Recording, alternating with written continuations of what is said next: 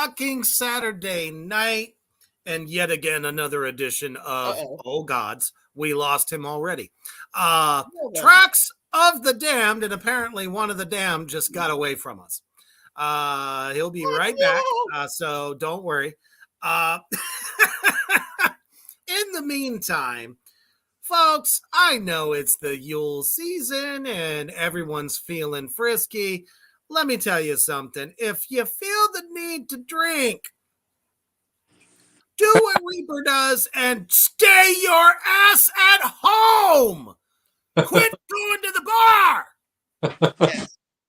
Because I must say, thank you to everyone on Facebook that has reached out to Mischief and myself, and the fact that our vehicle was destroyed by a drunk driver last night while it was parked.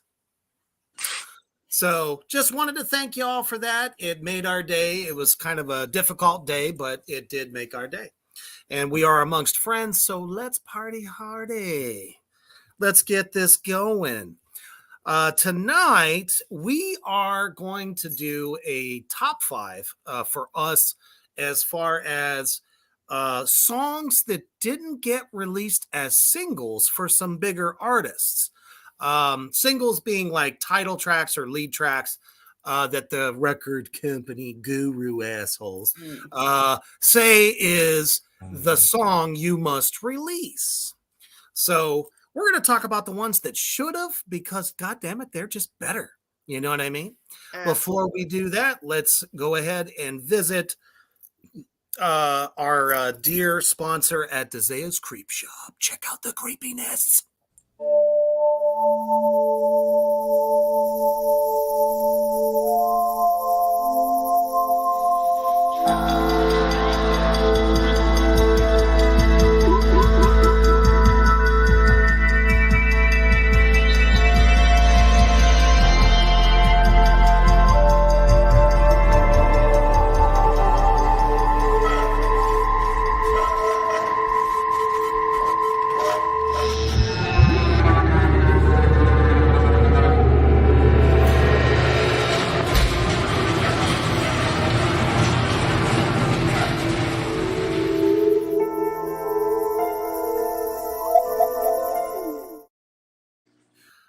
I must say, those Christmas style shirts are just divine. The one there about the serial killer documentaries, I think I gotta have that one in my arsenal of shirts, because that's bad fucking ass.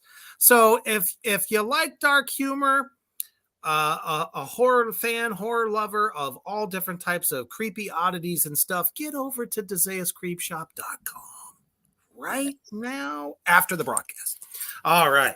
So here we go. We're going to kick off this fucking amazing list of artists that we have chosen, songs that we feel should have been released as singles instead of some of the ones that we've already gotten. Yes. Delectable.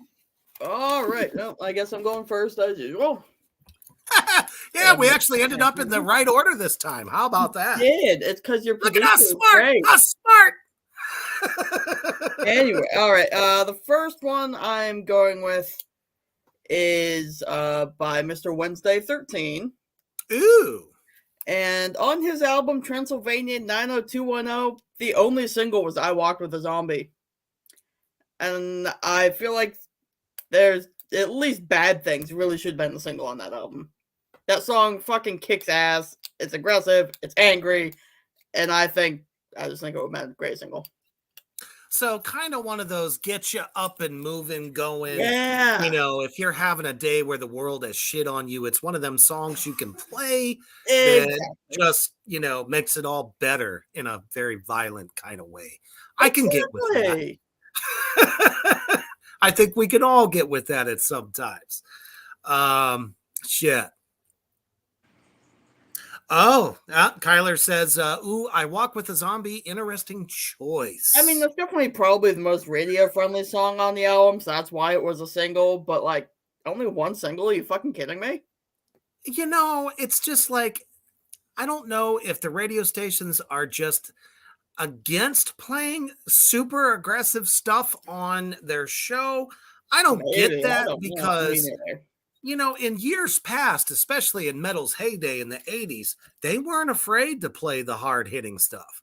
And it's like nowadays, it's like, oh no, too aggressive. It's not radio friendly. Come on. What the fuck? By the way, all of you out there in Three Witches Land, if you have some songs from any of the bands that we'll be mentioning, please put it in the comments. Let us know what you think. Some Yes. songs that should have made it as a single. Now, this also transcends into videos as well. Although sometimes some of the better songs do get turned into a video, but usually it's because they were chosen as singles. Oh, we have a question from Kyler. My daughter found Murder Dolls before Wednesday. No, you're not the only one. In a lot of ways, and I know I'm a very big Twiggy Ramirez fan. I kind of always felt that the Murder Dolls were better than Wednesday 13. If you listen to them and really give them a listen, I think you would dig it. You might not agree with me. That's fine. Totally fine. Your prerogative. Totally fine. I don't know, but for me, that band just was always a little bit more hard hitting. Kind of remind me of some classic Manson without the Manson voice. Agreed. I don't know. That's just me. But yeah, excellent choice. I think there's a whole host of Wednesday 13 songs that were better on most of their albums that never made it, to the bigger light, the bigger show. The only way you could ever hear them really is if you played it or heard it live. That is very true. Which brings me to my all-time favorite and doom metal masters, Black Sabbath. There are so many songs on all of these classic albums that never was released as a single. So we're going to visit the album Volume 4, which is an album that is very near and dear to me because just so many damn good songs on that record, stuff that can kind of get you in a happy mood, and then stuff that makes you just want to kill shit. I happen to feel that this particular song, which actually comes at the very end of the album, should have been an anthem song for them during this time. Snowblind was great. I'm not taking that away. St. Vitus Dance, all those ones, a Cornucopia, great fucking songs. But there's one track, the last track on the album, that just takes you a thrill ride into the Omniverse, and that song is titled Under the Sun. Starts off super fucking doomy. And then out of nowhere, the riff master General Iommi kicks in, dun dun dun dun dun dun dun dun dun dun dun dun blues, and the fat fucking geezer Butler bass that we all know and love just grooves you into the next room. So I felt that this song was probably the hardest hitting and best song on the whole fucking record. Don't get me wrong, Supernaut was bad fucking ass, but Under the Sun will kick you right in the dick. Okay. I don't want to be. But you know what? I would have to Thank you, John. Happy to kick the drunk driver from last night in the dick. Yes. And then I would get pointy shoes and make her pointy boots that she has and kick him in the ass. No lube, straight dry. Yeah, riding dirty. Yeah. I like the choice. I don't know so what I do is I go through all the CDs. I have 2 racks like this one behind me. Oh yeah. CDs. And I'll go through and I'll kind of scan. I went through Black Sabbath and said, nah, I don't think I'm going to find one for them. And you found that's really good. Like, I agree with that. That's really good. When we think of like the great Children of the Grave or Electric Funeral and songs like that were never singles off those records. War Pigs and Paranoid were like the only ones off of the Paranoid record that made it anywhere, especially on the radio. So it's like this song is very indicative of their classic doom gloom blues shuffle thing that they do. And it became a staple rhythm amongst all doom metalers at one time or another. So in this case, that song really is the hardest, heaviest song on the record. And it's really them. You know, they weren't hippies, people. They weren't. They fucking came from nothing and let you know what the hard life was about. And songs like that, and it's one of my favorite topics. Preacher, don't tell me what life is all about. Mm-hmm. And it's about going against, you know, all these, you know, religion bashers that hated them. And I just thought it was just, I mean, how many of us have felt that way in one time or another? So it's like, don't fucking talk to me. I'll knock you out, you know? Hey, Reaper, tonight, do we get a Reaper interpretation, like where you kind of scat the song, like the drum beats and stuff for every song tonight? I just might. Yeah, sure. And it's kind of funny because I was thinking about that as I was putting the list together, because I'm like replaying the song in my head, because I've played them like thousands of times. And it's just like, yeah, these are the songs that it just moved me in that rhythmic, you know, kind of badass attitude. Don't give two fucks, not one. You know, it's just they're better. I don't know. Yeah, you know, I watched an interview this week with the drummer from Anthrax and now Pantera, which I would love. Charlie Benante, yeah, Charlie. Kudos to you, Charlie. And who knew? And is he ever good at describing a song with his mouth, like all the percussion and the guitars and stuff? He's really good at it. It's almost like part of drum language to speak it. Yeah. I can recall, you know, my 20-year career of teaching band in the public schools, doing the very same thing. And I can even come in and out with like the melodic parts, and they're just like, what are you doing? I'm like, that's just music language, man. Get to know it. Be in the know. Be cool. Did they say, I hate you? What are you doing? No, they never exactly said that. They usually just burst out laughing because they think I'm having a conniption fit.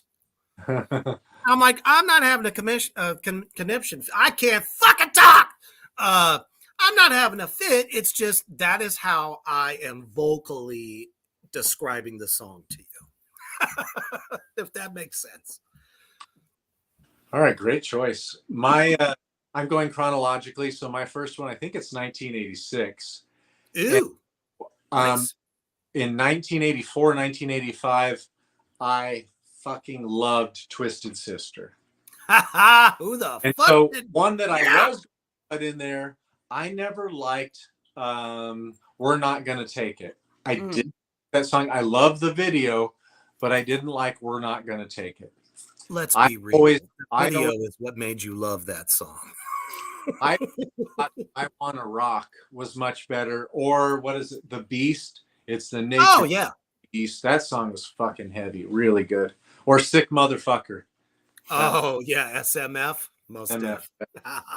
So, but the album that I chose, it was their follow-up album. I was really excited about this album. And when I found out the fucking song that they released, I was like, what in the shit unholy hell is this? And it was right around Christmas, so I wanted to kick Santa in the nuts, and especially the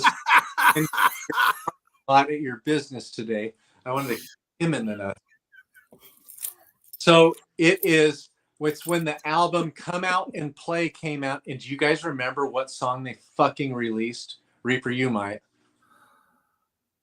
It was a cover of the Pack. Yes. I fucking hated that song. What a shit song for them to do. They didn't even make the song metal. They showed up Harleys and brum, brum. And no fucking makeup. Yes. If they released in drag, it would have been kind of funny. I would have appreciated that. Exactly. But fucking song sucked. I was so fucking pissed. and it set the tone for their demise. They were Oh, it sure did. and there actually were a couple of really good songs on that album. The song that I thought should have been released was Come Out and Play. Oh yeah, the title track, Most That's Def. a great song. It's really creepy too. Twisted Sister, come out and play. And it just keeps on building and big. And Johnny in for the win. Yep. But that's mine. And this is my number one fucking bullshit that corporate record companies I know they forced them to release that shit to think that they were did. commercial, and they didn't understand the true edge of metalheads. And metalheads fucking rejected that, and Twisted Sister never gained credibility again, in my opinion. Most Def. It's almost like right around the time. Do you remember when Kiss released Lick It Up? Yes. It was the first time those assholes took all the makeup off, and suddenly they're a party band. Yeah. Really? Yeah. You know, all you showed was, hey, we got money. We were famous once in the 70s, and we can pull chicks. Okay, good for you, but guess what? Your music sucks. Yeah. It was like the worst song ever. So what did they, same goddamn thing. I bet you those fucking corporate gurus back in those days said, oh, Kiss took off their makeup. Guess what? You guys should no longer do what made you famous in the first place. It's like, no, we wanted to see you as you guys were. That's why we love the album Stay Hungry. Raise your hand if you ever wanted to see Gene Simmons without makeup, or Ace Frehley with no makeup. Fuck. Ugly. Absolutely not. I mean, what an upgrade. Gene, you should have left it on, man. Yeah. Did the women put bags over your head when, you know, you were having happy time? Because that's the only way they would stop from vomiting all over your ass. Seriously. That shit was gross. Paul Stanley was fucking horrid too. Boy, I think Reaper has extra venom tonight. I love this Reaper. Let's keep it. I don't, like I said, I'm in a foul mood, but I'm having fun at the same time. So fuck Santa. All right, here we go. See, hashtag for the night. We're here to support Reaper. Oh my goodness. So much fun. But yeah, I agree. Genghis, you can support him financially. Give to the Reaper and Mischief Fund. Give to the Reaper and Mischief Fund. No. We will be fine. The universe always provides. So appreciate the warm thoughts, though. All right.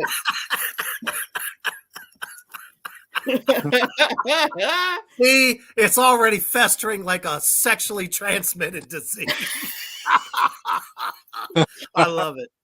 I think that might need to become a t-shirt. You know, I'm always thinking. I can't believe we said that at the same time.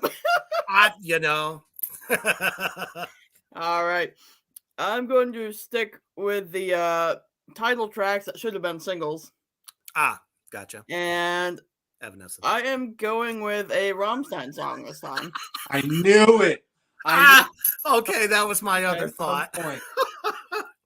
But that might be the one you think I'm going with. That's the question. You know, there are so many great fucking Rammstein songs that were never singles. Yes. Praise the Krampus. Yes. Now, the one I'm going with in this instance has got to be Liebe ist für alle da. Oh, yeah. Why the fuck wasn't that a single? And I found out which ones were singles, and why the fuck was Halfish, however the fuck you're supposed to say it, Highfish, Yeah, I know. Why did they make that fucking song a single? Because it was like another gothic style kind of like, I don't know. It was a little, if I remember correctly, it's a little bit slower song. A little bit, yeah.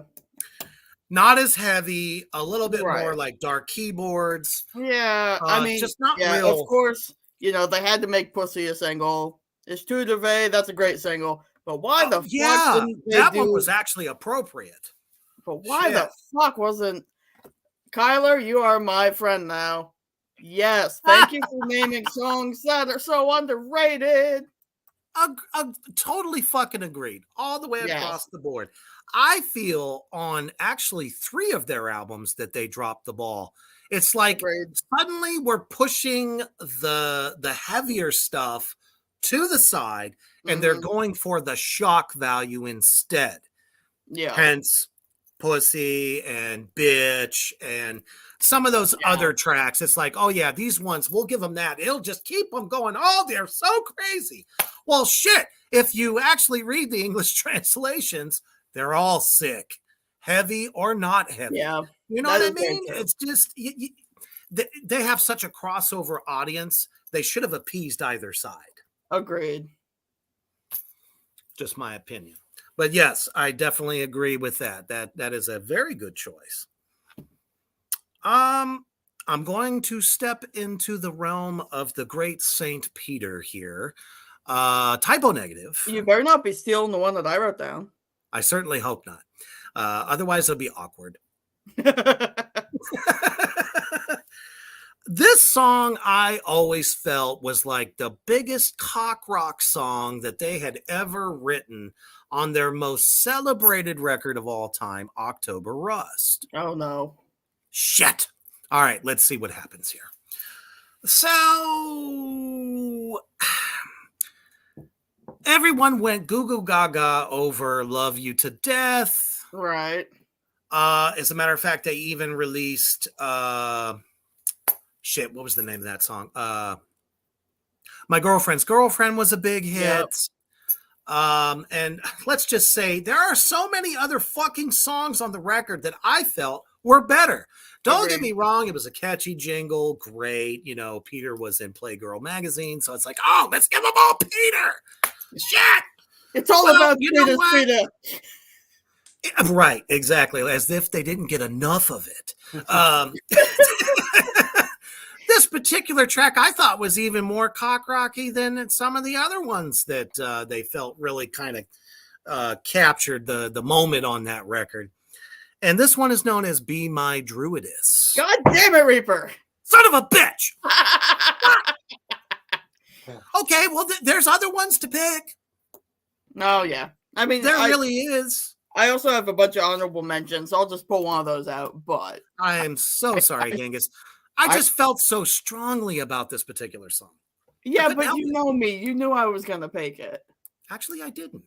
I look at on the positive side, you two are in tune and there's actual agreement on this. That is true. There's nothing wrong with a little cohesiveness. I don't know. I just that fucking bass. So there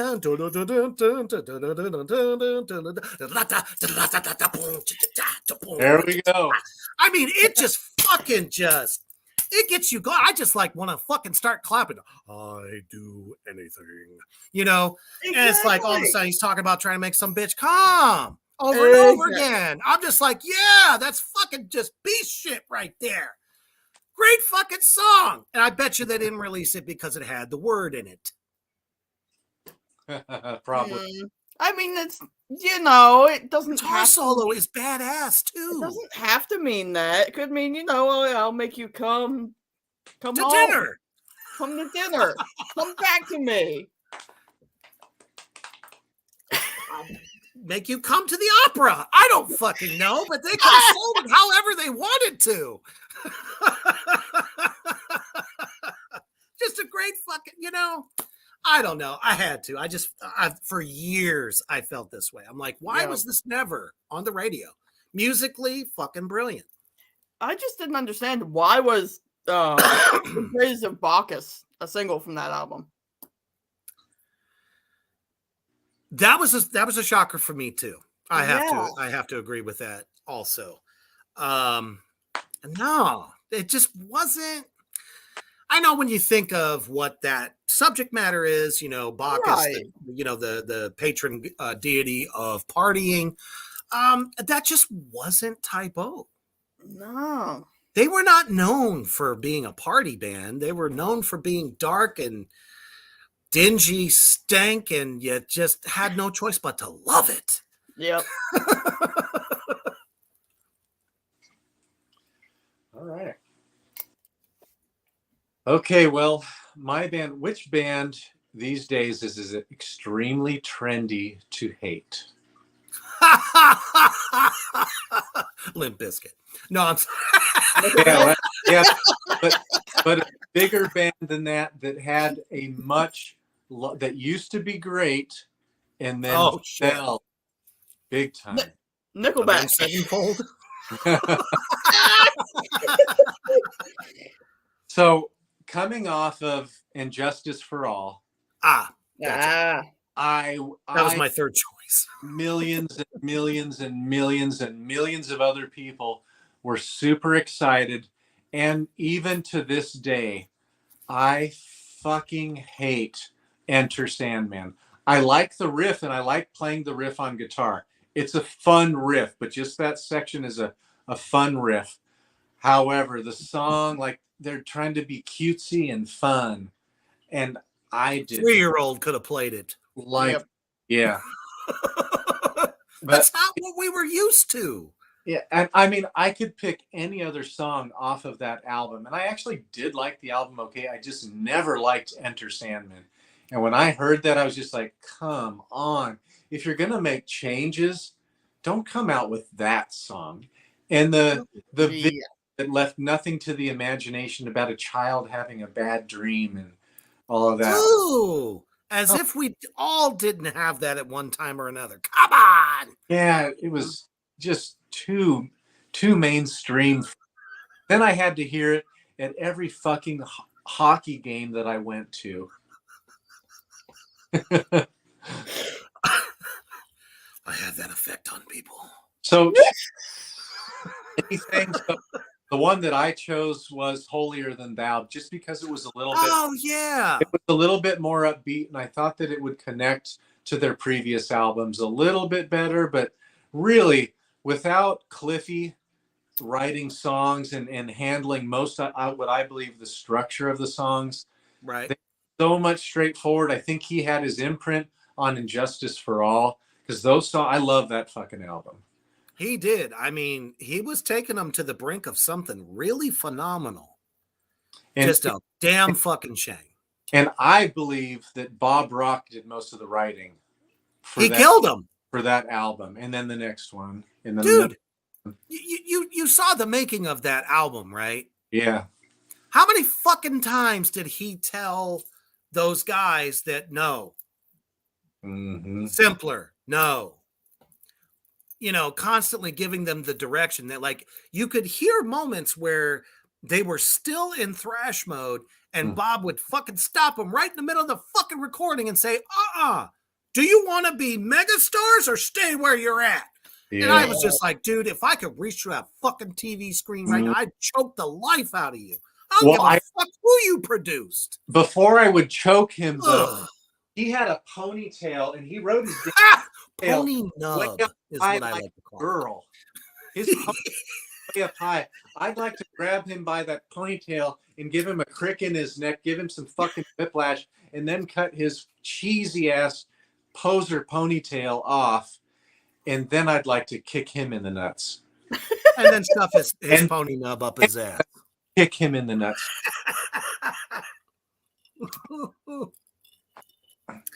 By far, that was one of the more somewhat exciting songs off that record. Instead of ballads that they're not known for doing. And the fact that Bob Rock had the audacity, the unmitigated goal to tell James he knew how to sing was the worst thing that could have ever have happened.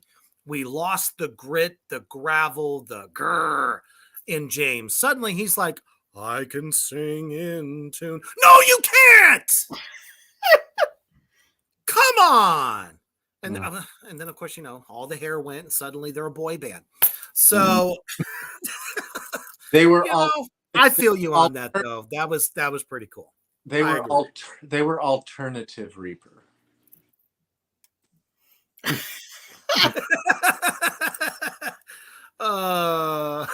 Oh, Kyler, yes. Turn the Page was one of the worst fucking covers they could have ever done. So bad I that the agree. fucking Silver Bullet band was like, I'm Yeah. just going to kill myself now. Yeah. I'm dead. Totally This is agree. horrible. Reaper, we chose the right topic for tonight. Yep. This is the right topic because this is firing me up because it makes me think of fucking corporate record companies and their fucking bullshit, and they ruined so many bands in the 80s So many. and 90s. Yep. They were the titans of their time moving forward. Mm-hmm. How can they move forward if you knock them 20 goddamn steps backward? Yeah. There's probably generations out there right now that don't even know fucking Kill 'Em All. And that was a killer fucking record. Thank you, Dave Mustaine. Because if it wasn't for him, it would have never happened. Guarantee it. Yep. Oh, yeah. All right. Well, What you got for us, Genghis? come on, Genghis, stir us up. Stir the All right. My next one, I am going with Mr. Rob Zombie. Oh, shit. All right. When did Rob? What'd you say, Hoofbeast? When did he suck ass with a single? I'm actually going with his most recent album, The Lunar Injection, whatever. Oh, okay, for sure. And I really was like, okay, so the two singles they included were King Freak and The Howling I actually Man. like that one. I like those songs. They were good, but I don't think they were the best ones on the album. No, yeah, you're right about that. It's just that okay, for me, King Freak was like a little bit of a glimpse back into Rob in his prime. That is true. It was more like that stomp until the funk came in at the end of the song, and it was like, Yeah. What happened? But The Howling Man, I feel like just felt like a very just typical run-of-the-mill Rob Zombie song. There's nothing special about it. So I would have gone with either super weird. I probably got, I don't know, my favorite track on the album was Boom Boom Boom. I think that would have been a much better single. Is that a sexy song? I have no idea, to be perfectly honest. Crow Killer was good too, Kyler. I agree. And where's Mischief's 2 cents? Don't get me started. She says, "Don't get me started." There Nope. you go. Going. She's full of piss and vinegar right now, just like me. Come on, Mischief. It feels good. Let it out. Become one with your anger. That's when people die. This is true. Especially the guy when I find out what his name was. Yeah. I can't wait. Yep.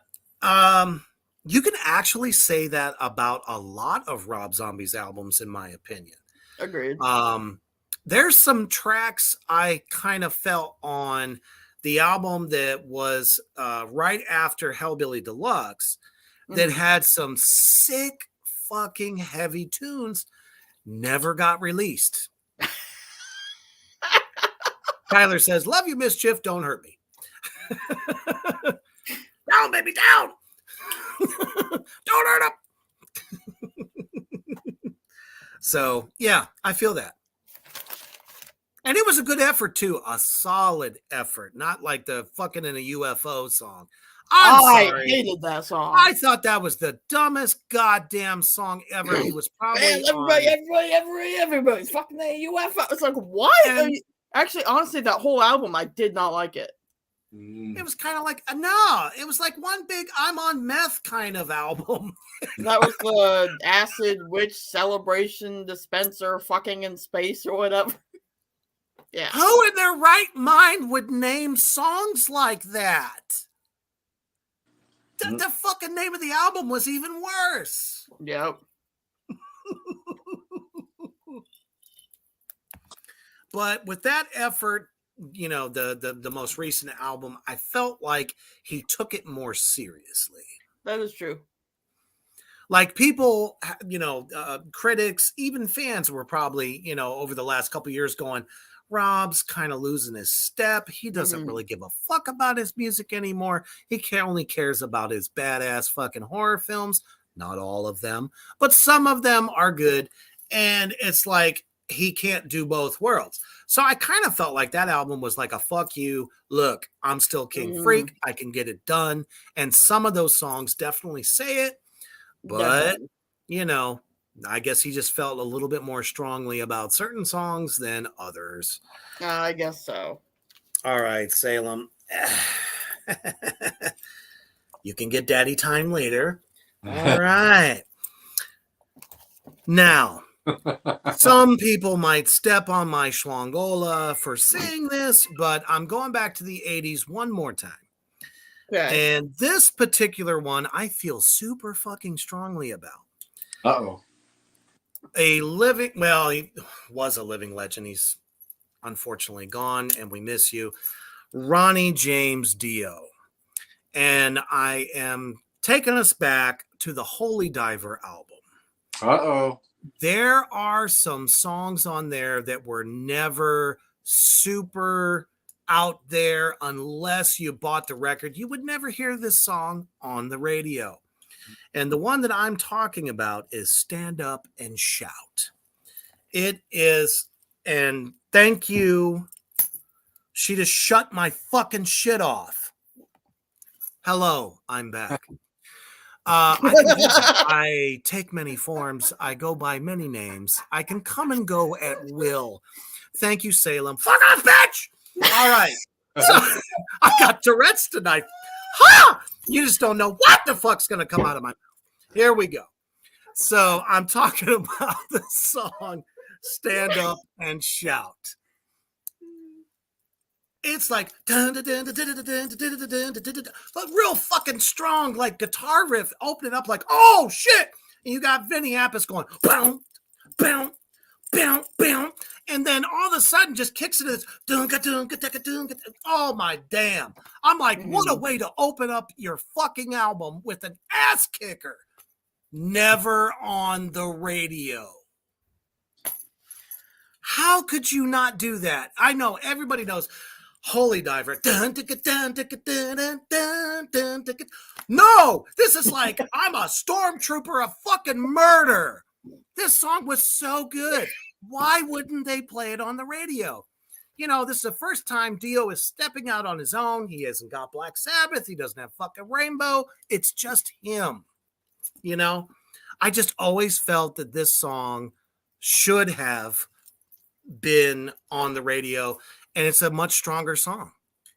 Don't get me wrong. I love Holy Diver, but they could have had both. Hey, Reaper, I have a message for you from my mother. You need to switch to decaf. Well, you can tell your mom I've been traumatized in the last 24 hours, and I'm just kind of letting it out. It's fun, though. I enjoy myself. I don't wish you more ill things to happen in the future, but this is kind of fun. Let's take advantage of it and ride the wave. That is true. I don't know. That particular song, it was so good. But it just really surprised me and could have stood up against, you know, some of the Metallica songs at the time, some of the, not necessarily thrashier, but just like real, you know, fast kind of tempo stuff. It was what metal was really all about at the time. But it was angsty. It was trying to get you to, you know, lift your voice, that kind of thing. But Reaper, isn't that album like just loaded with banger hits? Like the whole thing. To me, Ah, tough choices. I agree. I don't know that I can argue with the choices. I mean, they chose fucking awesome songs. That whole album is great. I'm not denying that. I'm just wondering why not that one. Yeah. Yeah. God, they're all so good though. Like, what good memories with that album. I remember when that damn thing came out. My friend had it, and I was listening to his house. This is a little funny. So he had a pellet gun, one of those pump pellet guns. So what we did is we looked out over his fence, and there was a big park behind his house, and as cars drove by, we were cars with the pellet gun. Oh, shit. We were real shitheads. And home, and for some reason I told my brother about this, and my brother went straight to my dad. Oh no. Oh. Oh yeah, I was fucking No! But what I remember most for that day was playing Holy Diver over and over again when I hung out with my friend. I still remember that day. I remember right where I was sitting, everything. And I remember I agree, wholeheartedly that the whole album as a whole is fantastic, but they still picked certain songs to lead the charge. Mhm. I don't know. I just felt that was one that could have stood up. Yeah. Maybe a little bit harder, Yeah. That's just me, though. Fair enough. I had a really hard time picking my 5 songs. Like Same. I did too. when I went through most of the albums, I agreed with most of them. Like I thought, yeah, that's a good one. Or I couldn't find one that would overpower it. Yeah, either that or I had the issue where I kept, being like, ooh, I wonder if that song was a single, and I couldn't find information. Mm. That happened a lot though. I don't know. I kind of wanted to take a stance. This is just me personally. I wanted to look at some of the most celebrated artists, even some that are, multi-genre. Right. And be like, if you really listen to the whole record, and, I would say probably up to maybe 2005, people did that. Mm-hmm. And maybe they would have discovered that there were better songs that it was like, why wasn't that one of the ones I heard before I bought it? You know what I mean? I don't know. I took it as like a personal challenge. All right. Well, for my number 3, we're going to go to Bad Kitty. An extreme metal band. That cat better be careful. Oh, trust me. Yeah, you're not in the mood tonight. It's just water, folks. So we're going to go in, we're going to take a look into heavy metal, or not heavy metal, extreme metal, and Yes. put out 2 extreme metal albums in the early 90s. And then when they came out with their 3rd one, it was a big shock to the system. Like, this band from Sweden was known for its tone, Swedish death metal tone. I think Reaper knows who I'm going to talk about. And when this 3rd album came out, it had a really cool Marvel Comics character on it, and I had that version, and I fucking turned it in when I went through a religious phase in my life. Oh, no. What a collectible I turned away. But anyways, so when the band we're talking about, of course, is Entombed. And when they had Wolverine Blues come out, their 3rd album, and when the 3rd came out, they released a single, and it was Hollow Man. And so I already didn't like the new tone.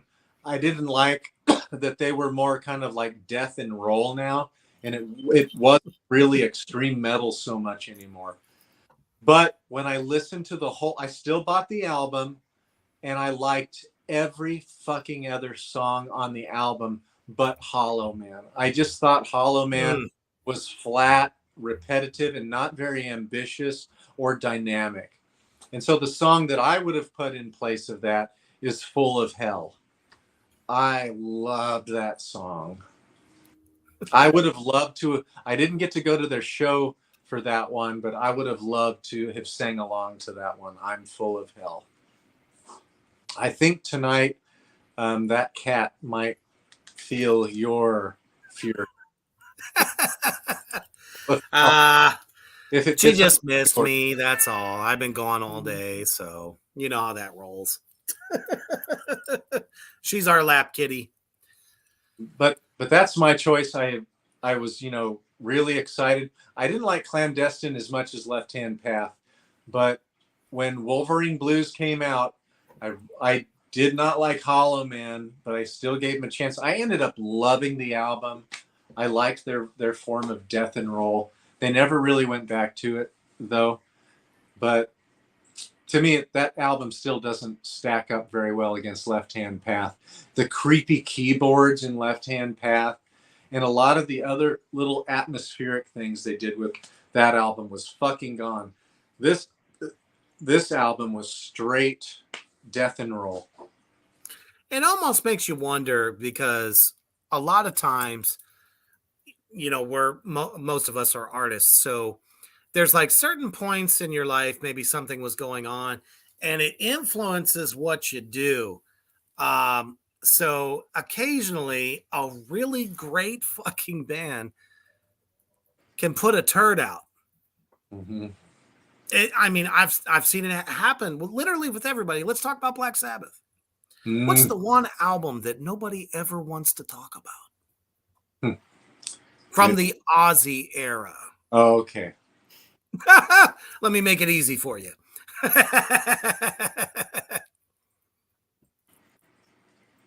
Technical Ecstasy. Yeah. Oh, yeah. Hailed as the worst fucking Black Sabbath album because they were so caught up with the idea that they had to hang with the Eagles, Mm-hmm.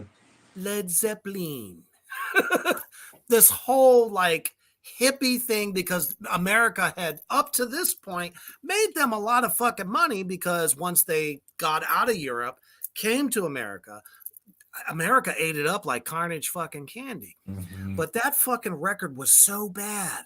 So bad. I think that like the only one song off the whole shit fest was Dirty Women because it was fun listening to Ozzy talking about getting hookers on the streets. Oh my damn. It was like one of the most honest tunes a band that was like known for debauchery and all that shit actually sang about it a little bit. Oh, you have takeaway women for sale. I'll never forget that lyric. It cracks me up. I giggle every time like a schoolboy. I can't help it. But the worst. So it really doesn't surprise me that, this particular band went through some kind of a change, maybe emotionally, member change, which is actually going to kind of come up in one of my next ones. So yeah, I agree with you there. There was much more to the record than what was presented before anyone actually got a chance to get it. Yeah. Yeah. Boo! All right. My number 4, I think, is probably one of the most egregious instances of a song not being a single that I can think of. Egregious.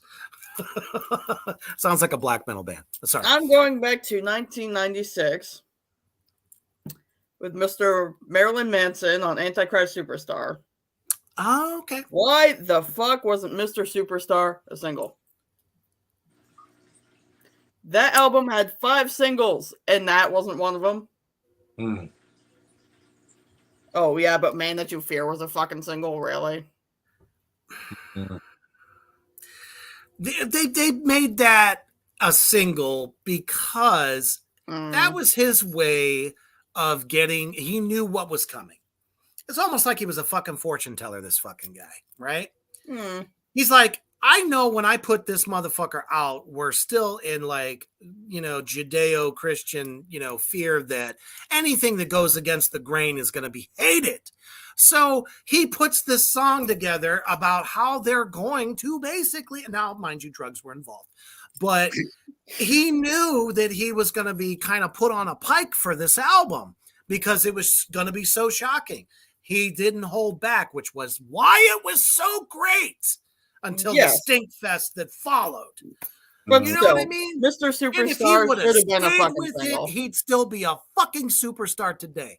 I just had to say I'm that. totally with you. What a disappointment. Maybe one of the artists outside of Metallica who fell from grace, but I would say Metallica was bigger because Metallica put out 4 fucking amazing albums first. They did. Every last one of them was like fucking platinum in my book. Yeah. Right. I mean, of course they are today, but back then it was just like it got better every fucking time they would raise the bar. And you know what happened after that? Everything fell in the toilet. Yeah. But there were a lot, like The Reflecting God. Why wasn't that song Mm-hmm. released? You know what I mean? Very hard-hitting, very angsty, everything that every 90s teenager was fucking about. Exactly. I don't know. That's a tough one, but a very good example of a song that should have been. So you gotta also realize that Trent Reznor was the one behind the record. Yeah. So I'm thinking Manson was taking some cues from him. Because I think he was trying to push him as far as he could push him to be the next big shocker. And it worked. Oh, absolutely. And then he dressed differently. Let's see. Differently. Next album. Sadly, he must have dropped a lot of I don't know, barbiturates of some sort. Suddenly woke up and thought, oh, guess what? I'm Ziggy fucking Stardust. Yes. Yeah. You can't tell me that version of Manson didn't have David fucking Bowie written all over it. Agreed. He's like, oh, I did Alice Cooper. I'm going to do David Bowie next. Mm-hmm. He's like David Bowie But I'll from still hell. be shocking because I'm going to come out with tits. You're right. Yep. Yeah. Tyler Superstar was his second album, not the third. That's okay. We still love you. It's all right. Shit, I mean, I still loved him on Smells Like Children. I had no qualms about that record. I thought it was good. Mm-hmm. But yeah, Antichrist just, it's another one of those records. The whole record together was massively good. Yes.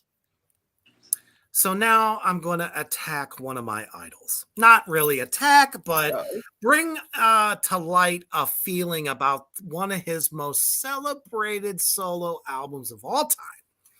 Okay. That constantly put out the wrong songs.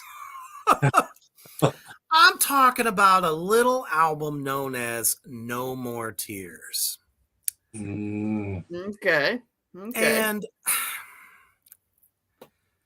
don't get me wrong, the album is good. It's a far cry from the heavy laden No Rest for the Wicked album. Of course, I'm talking about Ozzy Osbourne here. Right. So many fucking hits that came off that record were ballads. Mm-hmm. Mama, I'm coming home. Nobody wanted to listen to you talk about that. Oh my God. No. Now, if you would have said, Mama, go fuck yourself, everyone would have loved it. All that did was appease every, fucking, I don't know, girl in their 20s at the time. Oh, Ozzy, you lost all your weight. Your tits went away. Guess what? You're sex symbol. No, you're not. And nice try. But back in those days, those songs is what sold records. And that album came out when we had to listen to cassettes, and you had to fast forward that to shit instead of just click next. You had to suffer through it. Literally suffer through this record because No Rest for the Wicked was so good. Everything was so dark. It's like, oh shit, he got clean. Guess what? He's a pussy now. Okay, we got the message. But the song that opens up the record was the best certified banger. Yep. Mr. Tinker Train. Why? I know the subject matter was bad, but Ozzy was known for his, controversy. And man, sax fucking licks on that tune. Mhm. Down, down, down, down, down, down, down. Boom, go, go, go. I mean, you could just fucking like raise your fist to that shit. Did you know the video never even made it to MTV at the time? Mm. It was a great video, and it was the very first like live one that he did in this version of the band. So, it didn't have all the big, pyrotechnics. He came out with the circle glasses because, he's an old guy. So, he's still stuck in the 60s because that's where his brain was left. But, that song was great. But I guarantee it, just like you said before, Hoofbeast, the fact that the record company said too explicit. Mm-hmm. Mhm. Let's go with your lighter stuff. Let's hear you whine like an old fucking lady. That's what happened. It's like, okay, you feel bad about all the shit you did in the past. Why can't you just say that in a memoir? Don't put it on the record. Because let's face it, every record after that has a song in there about, I'm so sorry I fucked up. How many times do we have to hear that song? Just in a different way, a different band, a different musicians playing behind it. That song was awesome, but it never seen the light of day unless you went to see the tour. I like the No More Tears riff in that. Like, that was pretty thick and pretty heavy. I really like that song, but Mama, I'm Coming Home, that was made for every fucking Southern rock station or the shit out of me that played Guns N' Roses Patient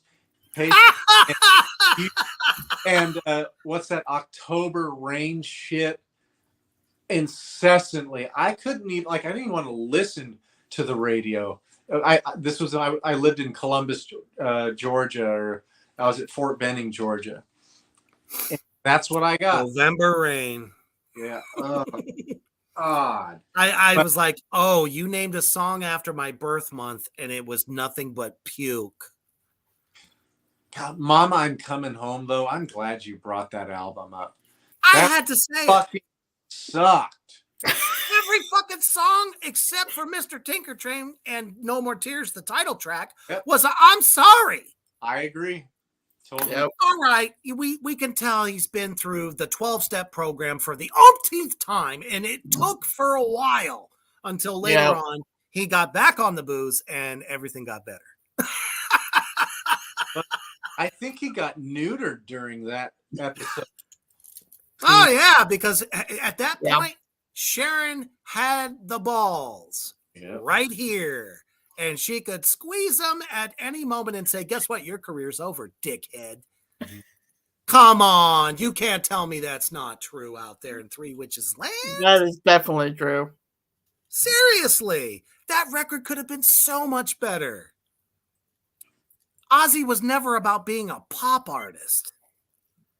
But that song gave us hope. Oh, God. Awful. Hey, out there in the comment section, you tell me I'm full of shit. That's fine. But I'm telling you right now, that album sucked. Yeah, you know what? I've never got to express how I felt publicly about that fucking album. This feels Most good. people won't speak against it because they're afraid to get shit on. Yeah, this I agree with you. Those are the only two good songs on that damn album. I mean, you might as well took Ozzy's name off it, and if you would have called it like the Zakk Wylde Hour, because all his riffing was fantastic. Yeah. You know, I felt like Randy Castillo, the drummer, way underplayed. He did not give you the fills that you got on the record that preceded it. That man was a great technician as a metal drummer. And he was just playing boom, tack, Yeah. boom, tack. I'm Yeah. like, where did your balls go? Straight into your left ear. That's what happened. Did Bob write that album? Huh? Did Bob Suck a Cock Rock produce that album?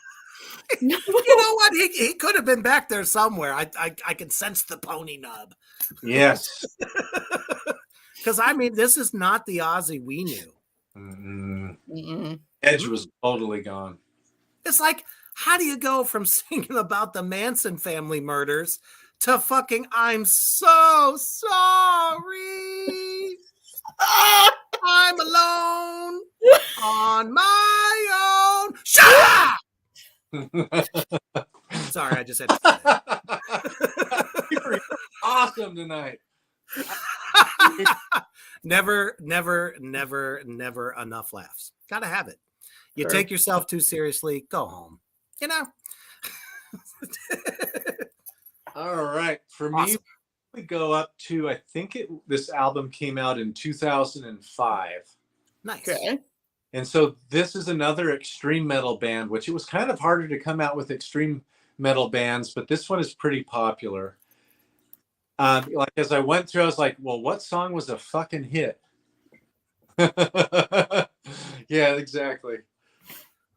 So this album I fucking love from beginning to end, but the song that I think is possibly flat that I would probably give a 3.5 stars out of 5 for is Redneck. And I'm talking about Oh, yeah. God Yep. and the album Sacrament. Yep. That's one of my I favorite. felt that coming. That album is in my top 10 of all time. I fucking love that album. I wish Walk With Me in Hell was in that album because I love that song. I always kind of secretly felt that it belonged on that record. Yeah. But I love that album as well. But Sacrament is an amazing album. But when Redneck came out, once again, kind of an interesting, but I didn't get how it related to Redneck, the video that came out where they have the clown in some kid's birthday party and Lamb of God comes out. I didn't get that part of it. And that was just, to me, the song that I would have chosen for that is Walk With Me in Hell. Yes. Right off the bat. That song is one that everybody, when I went and saw him, everybody's Walk With Me. Everybody got into that. And then it's the dun dun dun dun dun dun dun dun dun dun dun. And then the guitars come in. Oh, so fucking good. So I'm not as pissed at this. It's hard for me to get as pissed as this as the gem that you brought up being Ozzy Osbourne. The diamond in the Mama, rough. fucking home. My No, I agree. I don't feel that Redneck really set the tone for the record. I don't think it did. I almost kind of felt like it was let's throw this together. And, people are so high off our last record, they'll still think it's great. It was actually toned down a bit. I remember reading, or I don't know, maybe I watched an interview about that, and I think that song was really making fun of George W. Bush.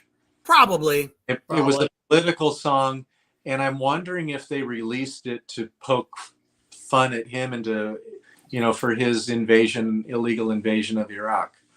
But Maybe. I don't know. I It don't could know. be. But that I couldn't make sense as when there were so many other amazing songs. Why did they choose that one? Yeah. That definitely is not the best song. It seemed like the play it safe kind of thing. Yeah. Let's give them a taste, but not give them the whole sandwich.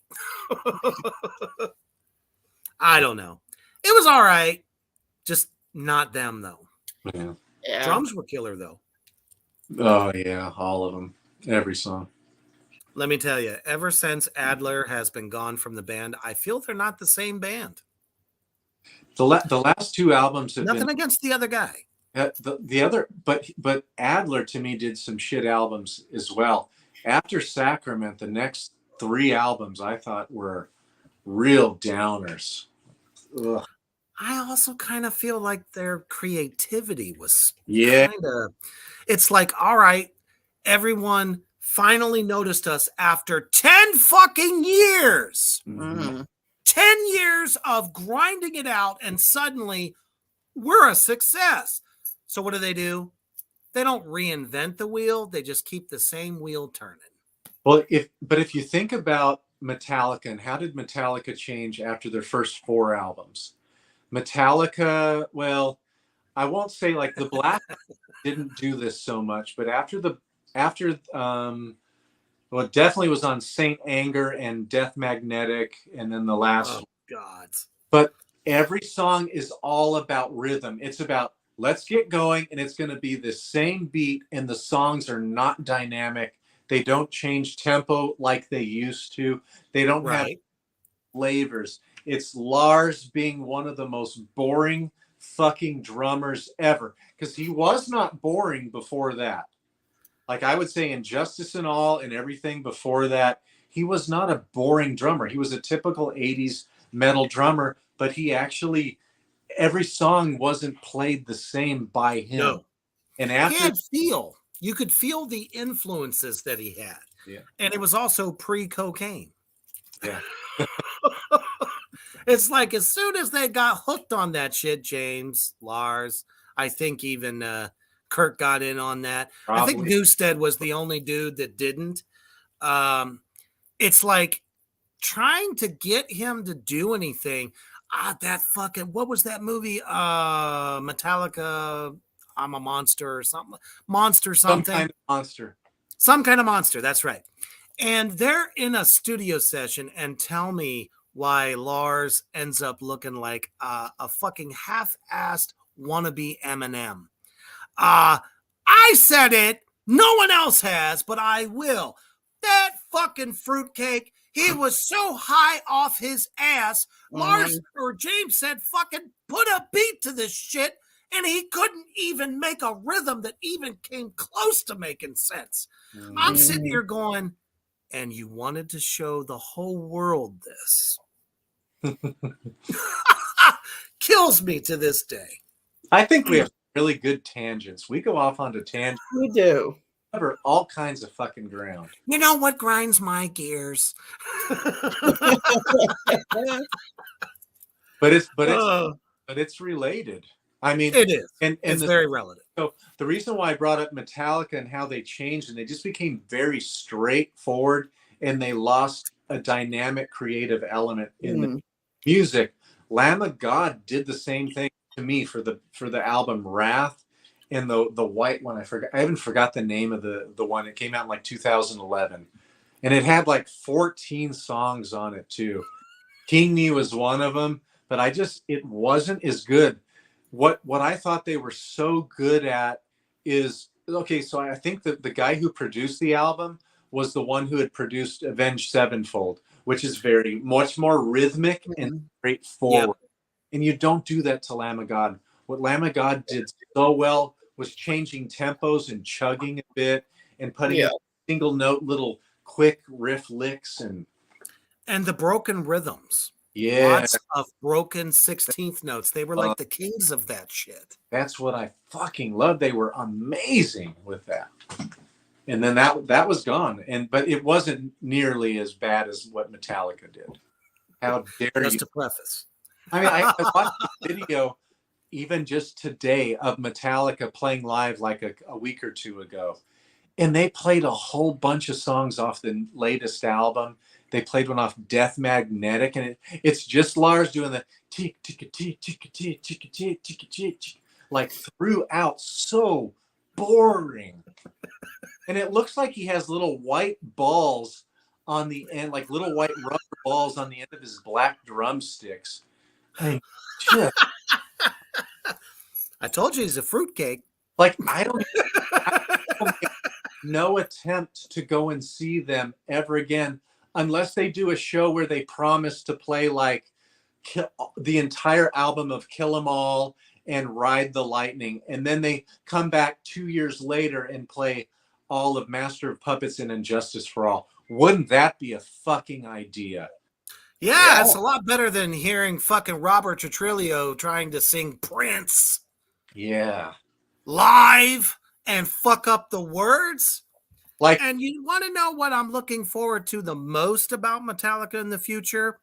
The reunited fucking tribute to Dimebag and Vinny. Pantera is going on tour with Metallica, and they're gonna fucking show everyone just how much Metallica sucks. Exactly. Yeah, they totally are. I was so For fucking happy to hear that. You know, the best part of the idea I just came up with is, why don't you do a tour and promise to do 2 full albums in the Oh, they can't do it. 4? Because that would They can't do it. Yeah. have to hear anything after Injustice for All at all. They would probably sell out more fucking stadiums that way than Yep. any of the shit they've been doing, for sure. Totally. For sure. All right, poor Great tangent. Genghis has been so patient to give us number 5. Thank Yep. you, brother. I appreciate Your number you. 5, Genghis. All right, my number 5. I'm going back a little bit to the year 2000 with what? I don't know. It's so funny to hear you say, back to, the year 2000. I'm thinking to myself, shit. When I say, back in 1976, you know what I mean? I'm thinking like 30, 40 fucking years back. I think it's cute. That's all. I can't help it. I'm old. I'm old, people. But I'm still beautiful. All right. And I'm going with one of everyone's favorite new metal bands. I'm going with Korn. Oh, okay, cool. What did they do? I feel like they really didn't pick the best singles for the Issues album. Mm. I mean, what You're would have onto been? something there. I think so. I mean, Falling Away From Me, yes. Make Me Bad, but I really think Trash would have been a fantastic single. What's better than a super angsty, aggressive breakup song? Especially in 2000, everyone went all over that. I literally think that every band that was coming out at that time had some sort of a breakup song that was not your usual whiny cry kind of thing. It was like, I'm going to slaughter everything I see because I feel this way. Tell me I'm lying. You're not. Or Poison even would have never done it. Or even Hey Daddy would have been a good single, I feel like. For sure. That's another one of those albums. It's like, what was the label thinking? Why did they push certain songs? It's now Falling Away From Me is a great song because it touches upon trauma. And yes, that's really, let's get this party started. That'd be a good one too. Why not? It was a fun fucking song. Exactly. Not everyone in metal has to be depressed all the fucking time. You know what I mean? And that was what was great about Korn. Still is. Yeah. Not everything is doom and gloom. You can balance like emotions throughout an entire record. It's like one emotion doesn't dominate the whole thing. Hell, the most recent record is a lot more about like positive and healing and shit than anything. And that's how you can tell a band has matured from what they were born from. Right. As a band. You see that maturity, you see that they're just constantly getting better and better. And it's almost, that's why their fans are so diehard. They felt like they grew with them. Exactly. Not a lot of bands can say that. But what I would say is, like, I'm not a bigger fan of the newer Korn as the older Korn is. If I had to listen to every album as an instrumental, I would rather listen to the first probably 4 or 5. And then once we hit the one, although there were good songs, Y'all Want a Single, when that one came out. Like that song was fun. Yes. But then they after that they just lost an edge and their creativity went down quite a bit. I'd say. Although there was an awful lot of crazy shit going on behind the scenes, though. Yeah, there was. Sadly, that can stifle things. Yeah. That is true. Some Their people newest don't album, realize. though, I fucking loved it. Mhm. Yeah, nothing wrong with it, man. I've loved the new drummer so much. Yeah, I feel that he was the guy that should have been there at the beginning. Not to take anything away from David Silveria, but let's be Right. real, folks. This guy brings the pain. Mhm. Yes. He hits hard. It's really been up to this point, Fieldley, Monkey, Head, and Jonathan. The drums were there, but it almost could have just been like a fucking sample that would have just like, hey, fucking go with it. Great. You know what I mean? Man, when this newer guy, I know he's been there for a minute now. It's, Right. you know, it's not new, but to me, as a guy that kind of grew with Korn from the beginning, I see such a major change that was for the better. Technically, this drummer is more proficient than their original drummer ever was, and his fills are tasty. Yeah. Oh my goodness. Yeah. He didn't rely on like hitting a boomstick every now and again, that like low bass, drop little sound bar that he used to hit. Okay, that was fine, but when this guy does it, you freaking get your insides turned. Yes. That's what he delivers. It's like an anvil. And the grooves are sick. I love it. So for my last one, and I know a lot of fans of this band would probably disagree with me, which I don't know. Fuck you. That's how I feel about it. There is one album that is so underrated by this band, and I don't know why, because I fucking loved it. It was so different from what came before it and what comes after it. It's like just this one time musically, and it was driven by the bassist who does all the writing. I thought it was fucking brilliant. And I'm talking about Cannibal Corpse. The album is The Wretched Spawn. This album was the first time that they played with diverse rhythmic changes and added like a little bit of Blackened Doom before it ever even became a thing, in my opinion. And Corpse Grinder delivered. On this record, you literally could hear and understand every disgusting word that came out of his mouth, because it wasn't all just super fucking blast beats. No, you heard and felt everything. And one of the things I loved about this record so much was the fact that you really could hear the brilliance of that bass player. He's the only death metal guy that I know that plays with fingers. He doesn't use a pick. There's no need for it. I've always kind of compared him to Geezer Butler, because he's the Geezer Butler on crack. And he's, not to mention, just a music theory guru. The guy's amazing. But the songs that were released, and there was only like a couple of them that came out of it, I am not sure why the title track, The Wretched Spawn, didn't make it. No video for it. Nothing. No radio play. Even on the underground stations, it got nothing. The Wretched Spawn song is just so groovy. And that's hard to say for a band like Cannibal Corpse, which is like so up and down. And the album that followed, what actually tanked compared to The Wretched Spawn, which I thought was really interesting, because they made the drummer play to a click track. How are you going to do that to a 40-something-year-old drummer? Oh, You've never played the one before, so why don't you do it now? Almost killed him. At one point, had to go to the hospital. So this record, and they had a different guitar player too. The bald-headed guy who ended up playing for, I want to say, was it Dark Throne? I think it was Dark Throne. He ended up leaving Cannibal Corpse after that record.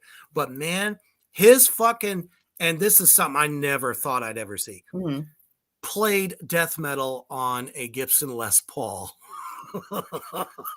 That's like a faux pas in death metal, right? But man, when he played, it was good. Which is why you got some of these tasty chuggerific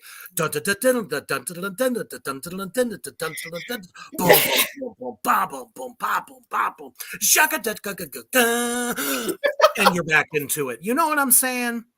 That song should have been, that title track should have been out there. It should have been, but it wasn't. Reaper, I have a feeling that Mischief is over there observing you and just saying, what a sexy hunk. Currently in the bathroom, so hopefully she's saying that very thing. At least it'll be archived. Anybody can always watch it on YouTube. That's so true. I love it when you do that shit. That's fun. I could do this all day. Reaper, didn't you find it hard though to pick out a song out of an extreme metal band like that? It was tough. Yeah, it's really tough for me because there isn't one that you've heard on the radio over and over and over. Like Mama, I'm Coming Home. Oh God. I didn't realize I had I still quiver at the thought of that song, even to this day. Like, fuck's sake, it's Ozzy, not John Denver. What is this? And you know, he wrote it for Sharon.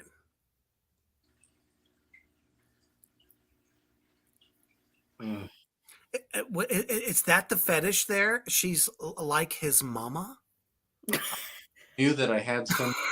I don't know, but I guarantee she heard that shit and was like, oh, Ozzy. Shut up, you cunt. I think it's like the English do.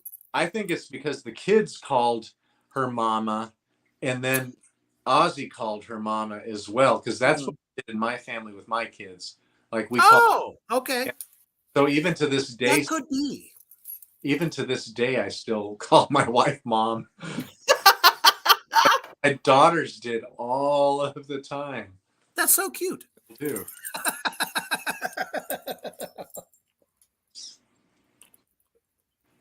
All right. That's all right. I'm like Daddy, Papa Daddy. I don't know. Whatever they come up with. I just go, oh.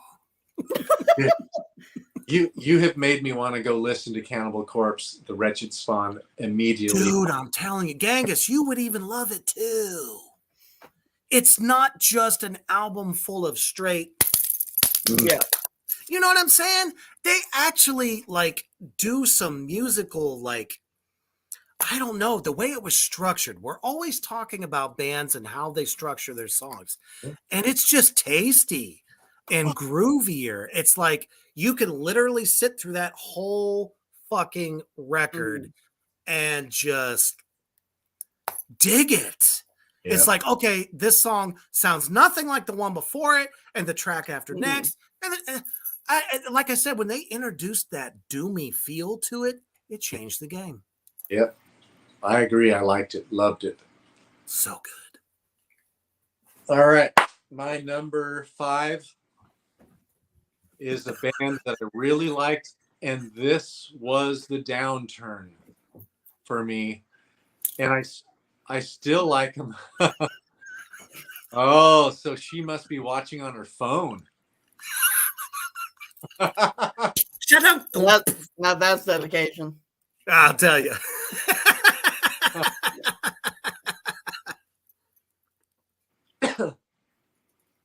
So this is another album that I was super excited for coming out.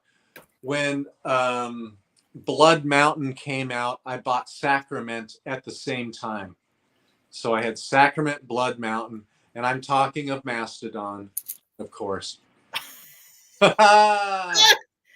Been waiting on you, Mischief. You need to make an appearance beside your man there. Anytime, baby. So, you know, Mastodon were knocking it out of the park with Remission. Excellent fucking album. The whole album's excellent. And then we had Leviathan come out with Moby Dick, Tales of Moby Dick.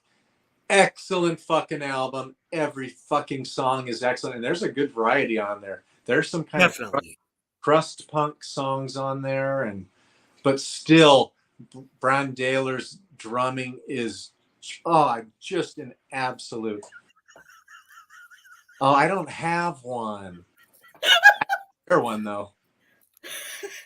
Oh, there's a tutu around there somewhere, I'm sure. Even do tails.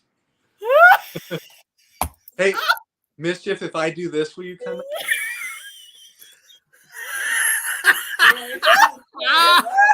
He put his hair up in pigtails. I will do it again for her if she comes on screen. Oh my goodness! Dance, monkey, dance. No, I'm kidding. So that's out. I can't even right now. Oh, you're beautiful. Am I a pretty girl? Yes, SpongeBob. No, he says, you're beautiful. All right. Thank you, Mischief.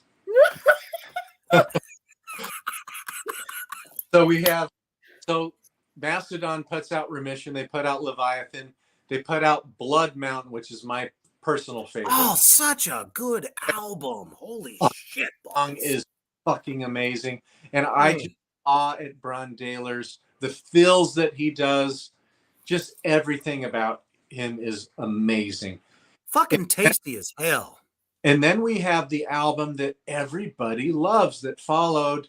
And I liked a lot of the songs, but to me, this next album is not as good as the others. I'm talking about Crack the Sky.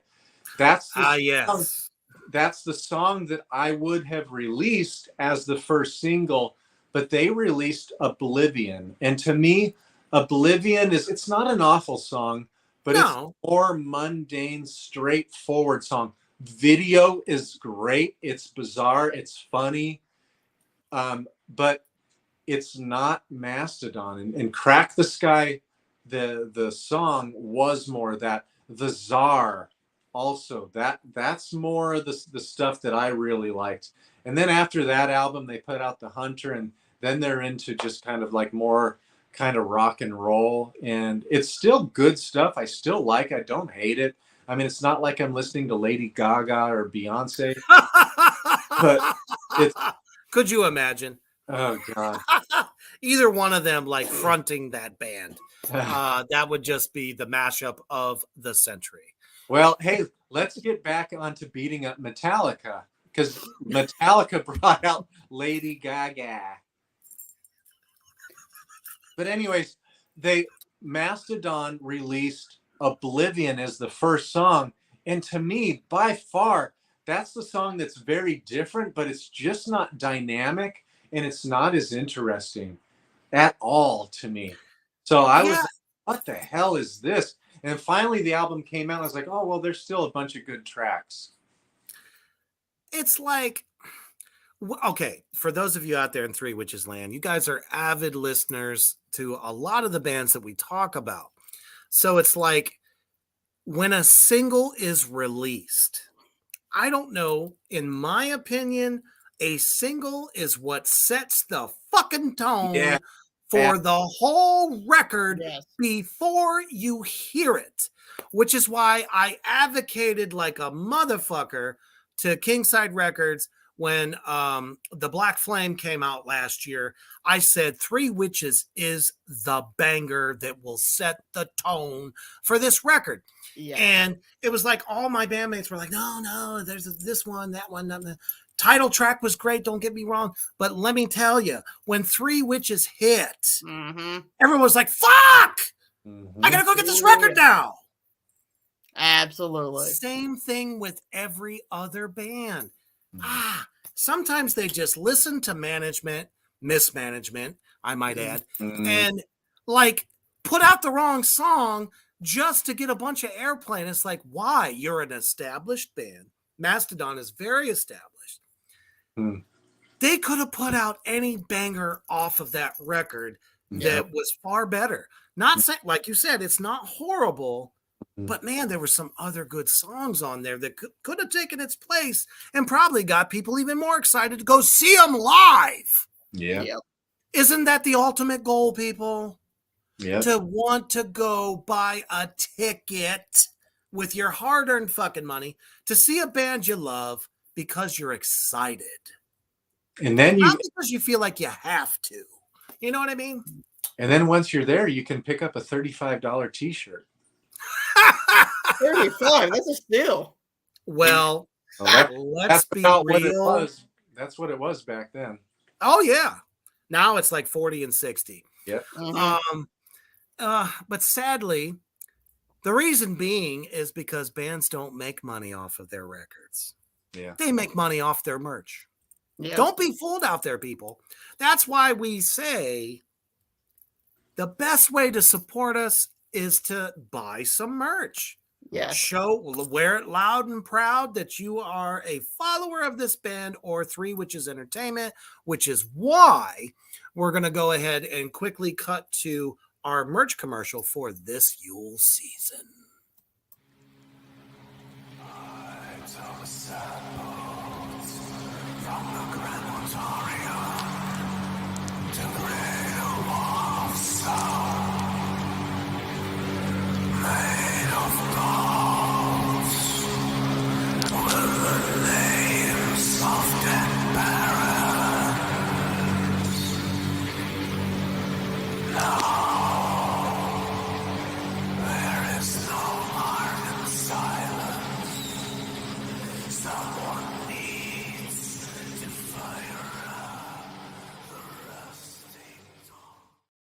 And that's why we love you all. You love this show. You've been tuning in every Saturday. You make us feel so good, and we love you for it. Shit, get you a Tracks of the Damn fucking t-shirt. Show everybody that this is where you need to be every Saturday night. I still don't know who bought one of the shirts for this show, but send us a picture But of you we wearing love you. it. Please show us. Show us. Don't be afraid. It's like a red badge of courage. Wear that shit. Yes. And we will definitely repost you all over our social media in a heartbeat. Most deaf. Yes. Absolutely. That is one of my favorite designs. Never gets old. I can remember when that shit was created.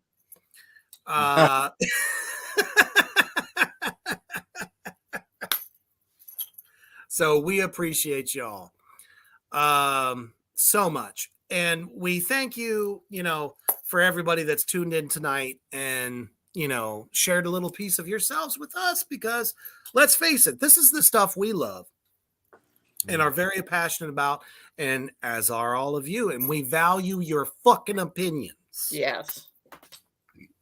Don't be afraid to tell us, hey, you're fucking slipping. And we'll be like, hey, you're fucking wrong. But that's okay. For sure. Yeah. Do we have any honorable mentions at this time? Mine is not metal, but it was Pearl Jam when they came out with Alive instead of Even Flow as their first single. You know what? I agree 100%, even though fuck that band in the motherfucking ear. Seriously, much better fucking song, and probably would have got double the amount of people that want to hear your shit. For real. It was more hard hitting. I agree. Yeah. Yeah. Well, you know, I had to go there. I had to do this.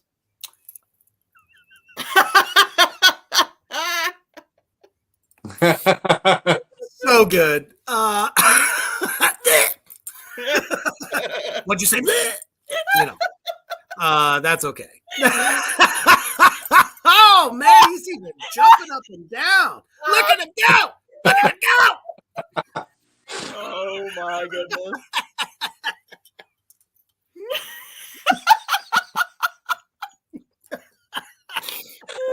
See, people need to stay tuned and watch each show all the way through the end. Damn. Seriously. Oh no.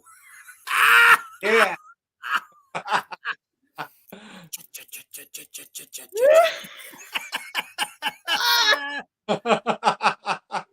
I love it. Oh, fuck. My only honorable mention, and it's not because the band doesn't fucking rock, fucking balls. Thrash metalers, Megadeth, fucking greatest, probably, I don't know. It's so hard to say, but I mean, definitely at the top of my thrash list from the great thrash era. The album I'm talking about is Rust in Peace. And I was wondering why in the Blue Hell 5 Magics didn't make it as a single. Really good song. But that album is, again, front to back, like Holy Diver, front to back. Like I remember thinking the same thing, but I'm like, well, but I like all the other songs too. I'm just saying, you know, don't get me wrong. Holy Wars was a great fucking song. Still one of my favorites to this day. Great fucking video. But they could have led with it. Or even came after Holy Wars. That's just my opinion. We have a question from your darling other half. Oh my goodness. Game, you'd answer that one. Blue Hell, a cobalt blue or pale blue? It's navy. How about that? And I had one honorable mention. I had to go here. You know I did, especially because Reaper asked if I was going to. Evanescence. Oh, yes. I knew it! Reaper for the win! Well, I only did it because you asked if I was going to. Oh, gosh. Dude, I was just playing earlier. Shit, I didn't mean to poke the bear. Oh, too bad. It's too late now. I done it. Why the fuck wasn't Tourniquet a single off of the Fallen album?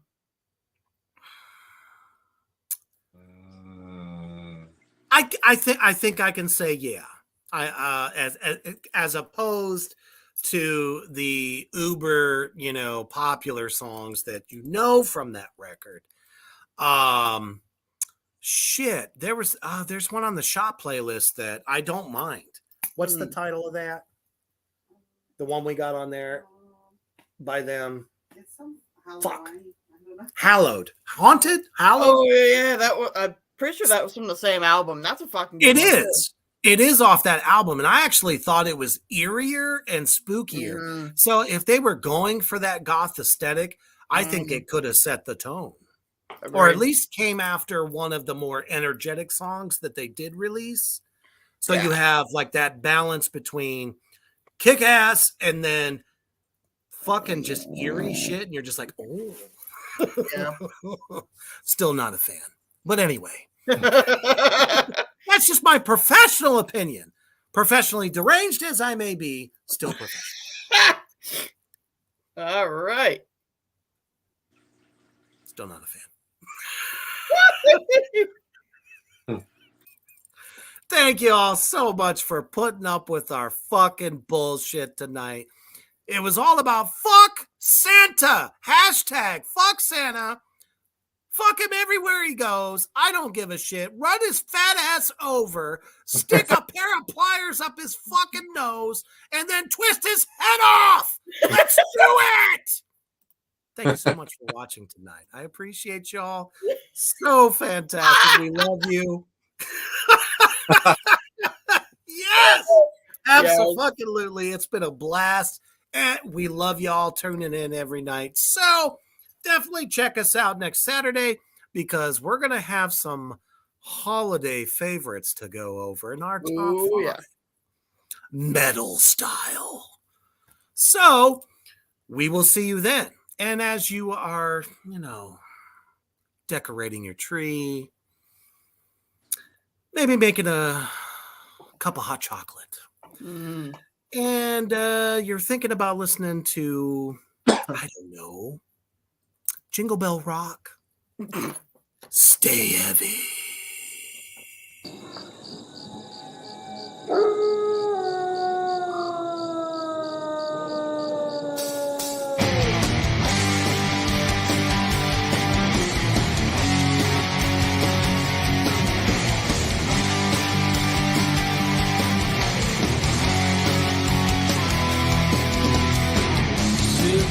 Riding in this wasteland, left us some bleached bones. Kiss the death in the palm of my